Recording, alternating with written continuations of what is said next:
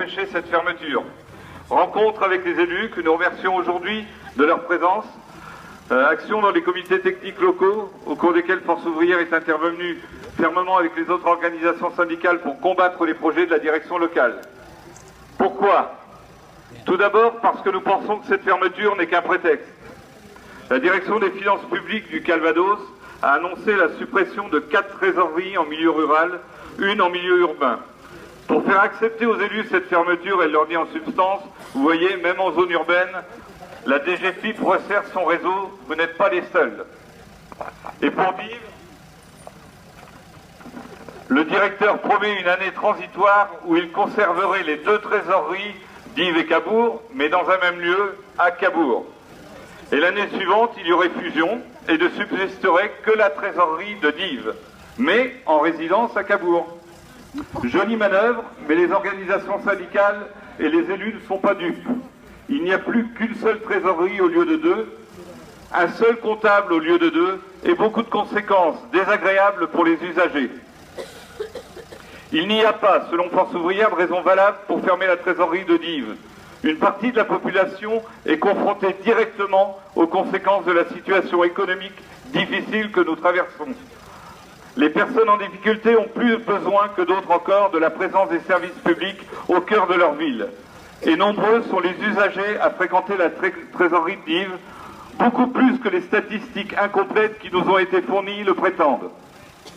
S'entendre dire que les Divais ne sont qu'à 1,5 km de Cabourg et qu'il existe même une passerelle pour s'y rendre à pied, démontre la méconnaissance du terrain et de la spécificité divaise. C'est ignorer aussi toutes les communes du ressort de la trésorerie et qui ont déjà vu disparaître successivement la trésorerie d'Ozulé puis de Cambremer. À chaque fois, l'administration use du même discours mensonger. Vous aurez, grâce au regroupement, un meilleur service rendu à l'usager et aux collectivités. Comment faire mieux avec moins de personnel et une charge de travail identique? Force ouvrière affirme que c'est impossible. La volonté affichée de l'administration est en fait de désintoxiquer l'usager du service public. Ce sont les termes qui sont utilisés par nos directeurs. Elle veut donc tout mettre en œuvre pour que le citoyen ne vienne plus à nos guichets. Désaccord total avec la fermeture de la trésorerie de Dives-sur-Mer. D'une part parce que c'est une trésorerie qui fonctionne bien, avec lesquelles, et vous l'avez dit tout à l'heure, nous avons de bons rapports et comme vous le dites, effectivement, une trésorerie pour une commune comme la nôtre, c'est très important. C'est très important parce que c'est le suivi du budget de la ville.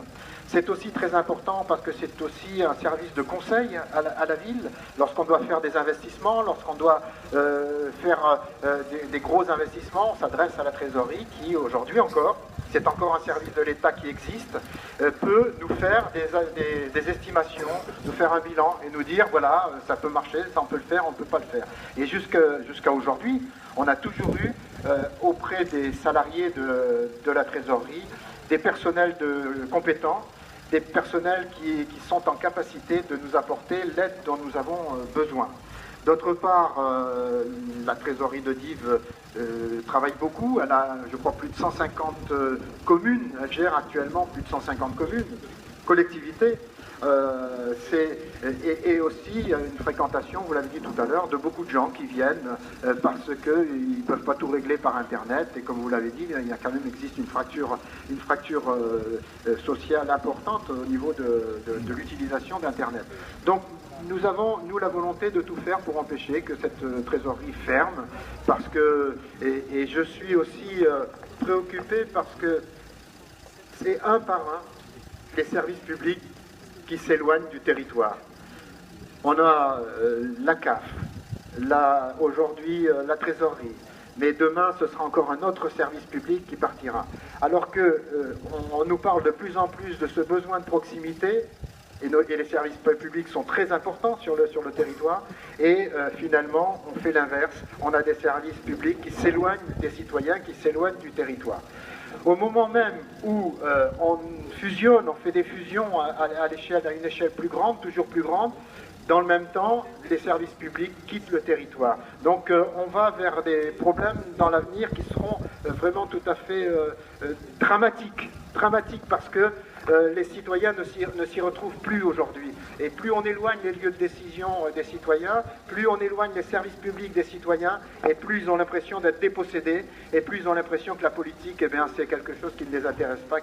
Donc, pour toutes ces raisons, nous y sommes opposés. Puis il y en a une autre supplémentaire. C'est que quand la trésorerie est venue s'installer ici à Dives, on nous a demandé de mettre des moyens. On nous a demandé de trouver un lieu. On a trouvé un lieu qui, parfois, est très bien parce que c'est en plein cœur de la ville. Eh bien, de trouver un lieu, de créer, de l'aménager, de faire des dépenses.